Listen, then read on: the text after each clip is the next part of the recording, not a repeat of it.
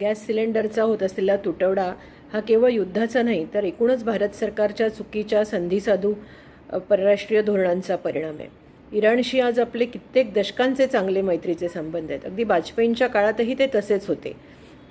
इराणने सुद्धा आपल्याला स्वस्त इंधनाचा आणि गॅसचा कायम पुरवठा केला. अनेकदा आंतरराष्ट्रीय मंचावर पाकिस्तानविरुद्ध भारताची बाजूसुद्धा घेतली. आपण मात्र काय केलं तर इस्रायल आणि अमेरिकेने त्यांच्यावर केलेल्या हल्ल्याचा साधा निषेधही केला नाही. त्यांचे सर्वोच्च नेते खामेनी यांची हत्या झाली, त्याचा दुखवटा आपण व्यक्त करायला कितीतरी दिवस लावले. परिणामी सगळे इराणशी असलेले आपले संबंध बिघडले. त्याचा त्रास कोणाला होतोय? गॅसच्या किमती वाढल्या, काळा बाजार सुरू झाला, त्यामुळे अन्नाच्या किमती वाढल्या, त्यामुळे रस्त्यावरचं खाऊन पोट भरणारे श्रमिक, घर चालवणाऱ्या महिला आणि शाळेतल्या अन्नावर अवलंबून असलेले विद्यार्थी सगळ्यांचेच हाल होत आहेत. हे जर असंच युद्ध सुरू राहिलं तर तीच अवस्था पेट्रोल आणि डिझेलची पण होणार आहे.